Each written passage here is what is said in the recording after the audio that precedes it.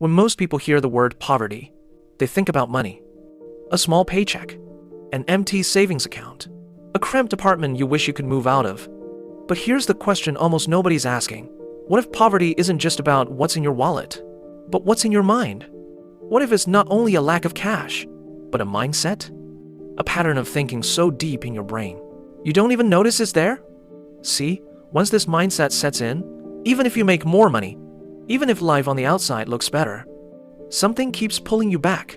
It's like running on a treadmill and wondering why you're still in the same place. Here's the part we rarely talk about. This way of thinking, you weren't born with it. It's built over years, by society, by school, by culture, by the economy.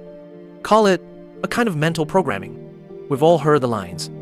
Knowledge is power. Hard work pays off. And sure, sometimes they do. But too often, people work themselves to the bone for decades and never break free. Here's a little reality check. In most cities, the average mortgage payment is about as high as the average salary.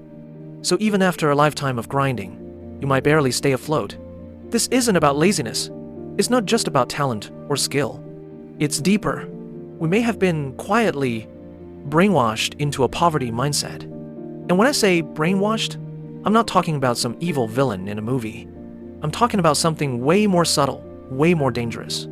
A slow drip of ideas, stories, and beliefs fed to us since we were kids. It limits what we believe is possible. It twists how we see money. It teaches us to accept less and call it enough. It tells us, if you just work harder, you'll make it. Money can't buy happiness. Be content with what you have. Sounds wise, right? But sometimes, those truths are just chains in disguise. Today, we're going to pull those chains into the light. We're going to see the structures hiding in plain sight. We're going to talk about how your mindset, shaped by your environment, can be your greatest advantage or your biggest prison. And if we can see it, we can break it. Trap 1. You're successful because you don't work hard enough. One of the most powerful and misleading beliefs society drills into us is that if you just work hard enough, you can get rich. This narrative is everywhere in motivational stories, tales of business legends, and media propaganda. It frames personal success or failure as being entirely up to an individual's effort, grit, and talent. It creates this idealistic model of a fair competition, where everyone has an equal shot. But this hard work myth cleverly hides two brutal realities: class rigidity and structural inequality. First, wealth has a snowball effect, what's known as the Matthew effect. Capital generates returns on its own. People who start with capital, whether through inheritance or other means, have a massive, natural advantage on the wealth-building track that ordinary workers can hardly dream of catching up to. For the average salaried person, income comes from selling their time. After paying for the high cost of living, like a mortgage, education, and healthcare, their meager salary leaves little to nothing left to build any real starting capital. Even if they work day and night, they're stuck chasing the exponential growth of capital income with their linear labor income. It's like the tortoise and the hare. Except in this version, the hare also has a rocket ship. Second, social resources and opportunities are not distributed equally. Quality education, crucial networks, and insider information are often concentrated in the hands of a small privileged class. A brilliant kid born into a poor family has a vastly different field of vision, access to guidance, and number of opportunities compared to a kid from an elite family. This unfair starting line, determined by birth, is a gap that's nearly impossible to close with hard work alone. The biggest danger of the hard work myth is that it makes people in tough situations internalize their failure. They blame themselves for not being hardworking enough, smart enough, or bold enough. This self-blame and guilt not only crush a person's confidence and drive, but more importantly, they stop people from examining and criticizing the real systemic and structural problems that cause poverty. So, instead of questioning the unfair rules of the game, most people just try harder to play a bad hand at a tilted table, and in doing so, they unintentionally help keep the current social hierarchy in place. Trap 2. Expertly designed consumerism. If the hard work myth paralyzes the poor on the production side, then consumerism comes in to trap them from the spending side. Driven by the logic of capitalism, modern society has been built into a giant system of consumer symbols. Ads, social media, and TV shows are constantly showing us an idealized good life that's deeply tied to material possessions. This ideological brainwashing basically says that your worth as a person is equal to the stuff you own, the car you drive, the phone you use, the brands you wear. These things seemingly define your social status, taste, and success. So, spending is no longer about meeting basic needs. It's become a way to chase a sense of identity, fill an inner void, and ease social anxiety. People are forced into a never-ending contest of symbols, buying the latest products to prove they exist and have value. This lifestyle, fueled by consumerism, leads directly to financial stress and debt. Many young people without high incomes go into debt, with credit cards and consumer loans, just to keep up a glamorous, picture-perfect social media life. On the surface, they seem to be living a prosperous life that doesn't match their bank account, but in reality, their financial situation is incredibly fragile. They have no ability to handle risk and live in a state of constant anxiety, chased by their bills. This is how the new poor are born. They might have a decent job and a good income, but thanks to high spending and heavy debt, they have zero savings and no assets. They're essentially bougie broke, living paycheck to paycheck in style. By stimulating desire and manufacturing anxiety, consumerism successfully turns the money that could have been used to build capital into profits for corporations. It keeps people chasing a fake prosperity, leading them further and further away from true financial freedom, and deeper into a new kind of poverty trap. Trap 3. The education system was never designed to make you rich. A person's worldview doesn't just appear out of thin air. It's a product of their upbringing, family background, and education. The impact of poverty goes far beyond the material. It shapes a limited way of thinking and creates mental models that are incredibly hard to break. A kid growing up in a low-income environment sees their parents grinding just to make ends meet. They internalize the constant anxiety about money and a deep-seated fear of risk. In their world, stability and security are the most important goals. They can't afford to lose, because any single failed attempt could be catastrophic for their already struggling family.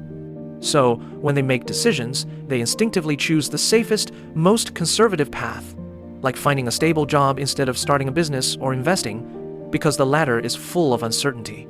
This environment also drastically lowers their expectations for the future.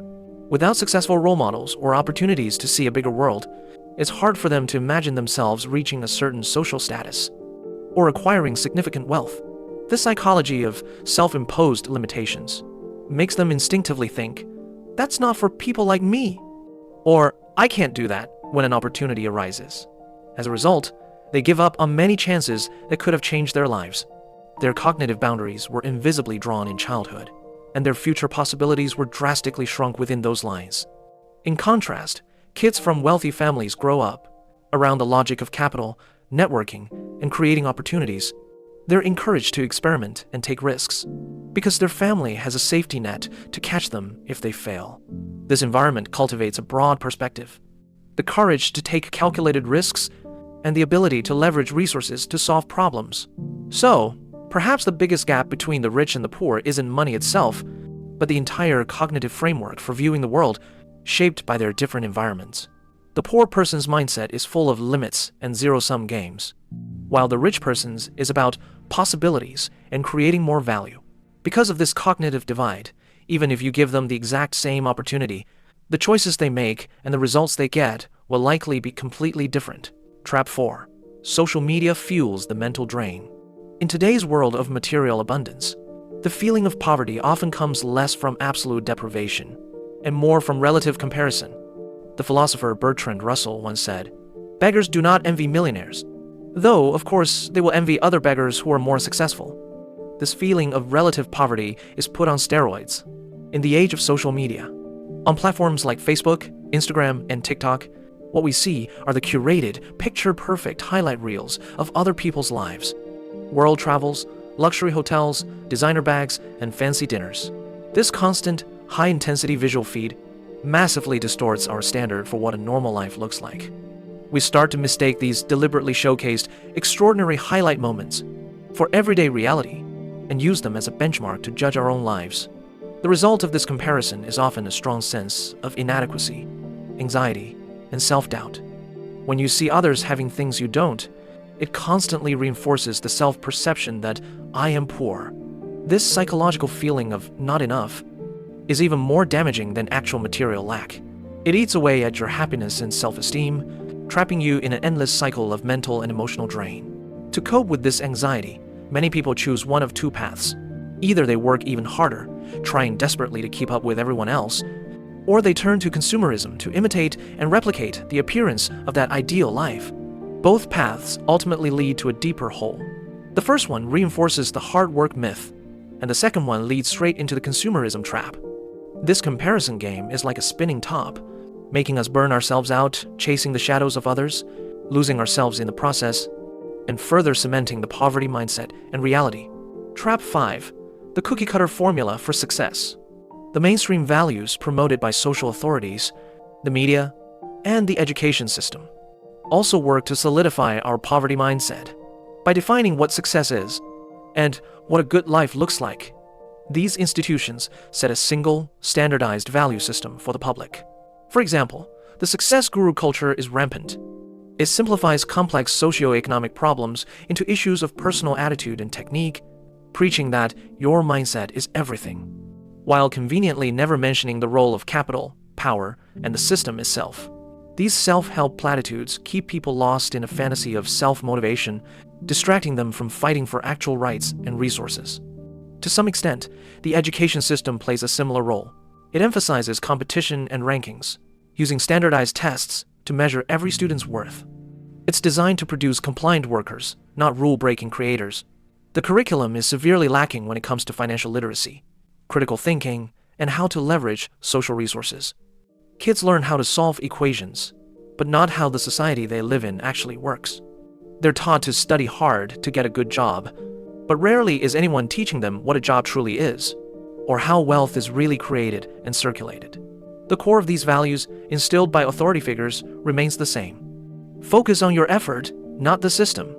It makes people believe that if they just follow the preset track, study hard, work hard, save money, they'll have a good life. This line of thinking keeps most people in their place, causing them to give up on questioning unfair wealth distribution and social inequality. And so, deep down in their minds, they accept their fate at the bottom of the social pyramid. Awareness is the beginning of change. Being brainwashed into being poor is a complex social and psychological process.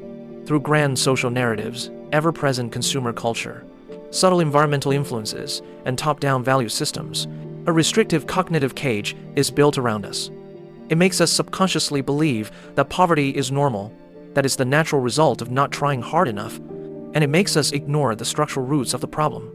To break free from these invisible chains, the first and most crucial step is awareness. Awareness of how these external forces are shaping our thoughts and actions. First, learn to critically examine the mainstream narrative. The next time you hear hard work is all it takes, ask yourself, work hard under what rules and conditions? Who benefits most from this story? Second, build a mental firewall against consumerism. Learn to distinguish between needs and wants. Understand the difference between a product's real value and its symbolic value. Take back control over your spending, and don't let it be dictated by desire and anxiety. Third, proactively break out of your cognitive limits and boost your financial literacy. Learn the basics of economics, investing, and money management. Understand the principles of wealth creation and shift from a laborer mindset to an investor mindset. At the same time, dare to step out of your comfort zone and connect with broader social resources instead of relying solely on your own grind. Finally, rebuild your internal value system. A person's worth is not defined by how much money they have or what they buy. It's defined by their inner richness, their independent thought, and the value they create for society. Breaking free from this poverty brainwashing is a profound personal revolution. It requires us not just to work hard, but to work smart, and even to think beyond work itself, to understand the world we live in.